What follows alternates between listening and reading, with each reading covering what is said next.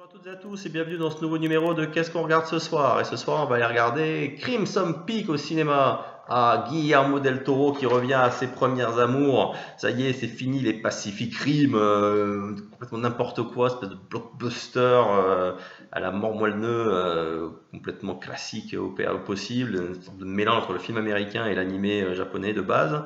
Là, voilà, là, il revient plus à ce qu'il faisait au début. D'ailleurs, peut-être un petit peu trop, parce que j'avoue qu'il y a certains passages dans le film qui m'ont fait passer à un de ses premiers films, à l'époque où il était encore en Espagne, qui s'appelait L'Échine du Diable, qui était très sympathique, mais qui paraît, qui était une histoire qui lui paraissait plutôt classique, avec des fantômes en fond.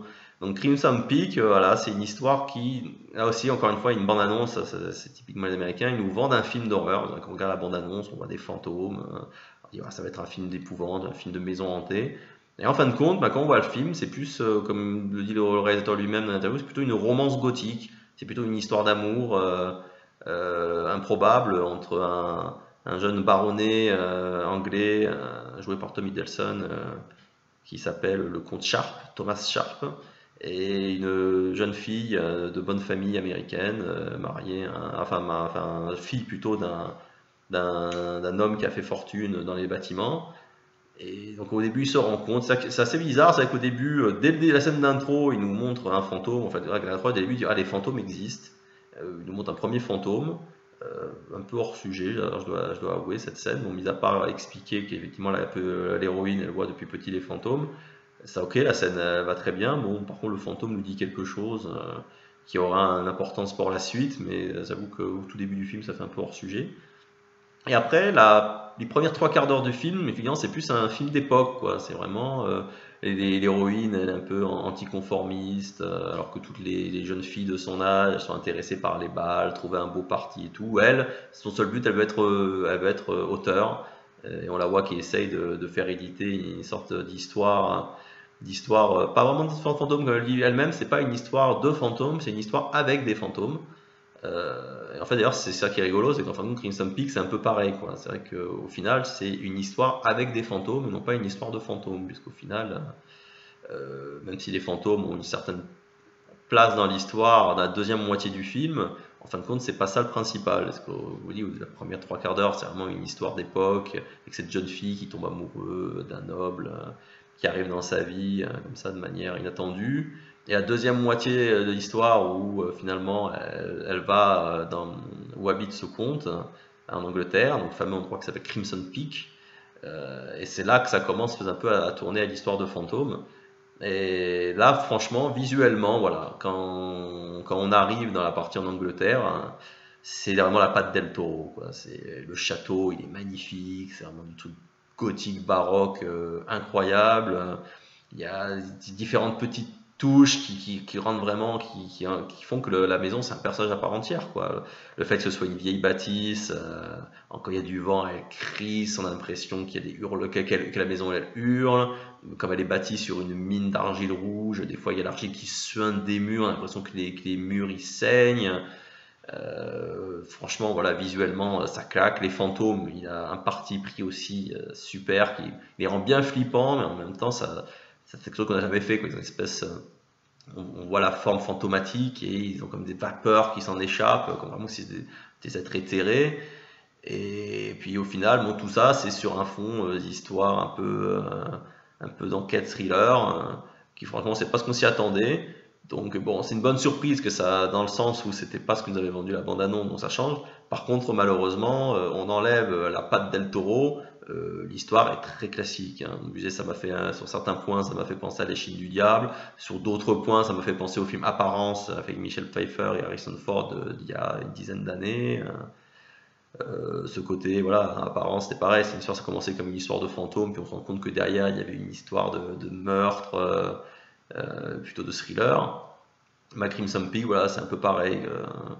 On voit venir certaines choses vraiment de très très loin. On peut pas vraiment dire que sur ce coup, il y a des gros rebondissements dans l'histoire, quoi. Franchement, voilà, on enlève la patte del Toro, ce sera un film très basique.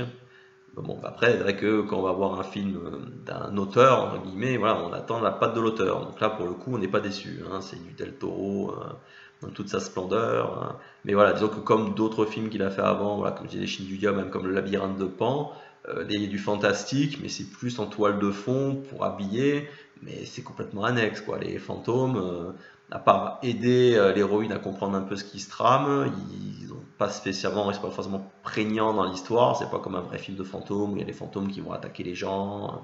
Là, c'est plus effectivement qu'ils sont flippants, donc ça fait un peu voilà, de l'épouvante quand on les voit, mais ça va pas plus loin que ça. Et c'est un peu comme là, le labyrinthe de Pan, où à la fin on se pose la question de savoir est-ce que les monstres ils étaient vraiment là, ou est-ce que c'est dans l'imagination de l'héroïne. Bon là, pendant une bonne partie du film, on peut se demander est-ce que c'est juste l'héroïne qui les voit, est-ce que c'est le lieu qui fait que, bon, à la fin du film, hein, ils te font clairement comprendre que oui, oui, il y a des fantômes, les fantômes existent. Même s'il l'avait dit au tout début en préambule, on pouvait se poser des questions. Là, voilà, c'est clair, les fantômes existent, mais ils sont juste attachés à un lieu en particulier à cause d'un sentiment qui fait qu'ils restent là. Mais il n'y a pas de quoi avoir peur. Bon, même si, voilà, comme toujours, il y a les effets. On sursaute forcément, parce que dans ce genre de film, il y a toujours les effets, les fameux effets. Il on n'entend rien, parce qu'on entend un gros boum boum. Donc c'est, oh mon Dieu, c'est d'un seul coup, le son qui fait du bruit, donc ça fait peur. Mais voilà, il y a quelqu'un, il y a l'héroïne qui est collée à une porte, elle écoute ce qui se passe dans le couloir, elle dit, allez, il va se passer un truc, il va se passer un truc, mais bon, t'as beau le savoir, quand il y a la main du fantôme qui traverse la porte, tu sursautes quand même, hein. T'as pas avoir été prévenu, tu y échappes pas.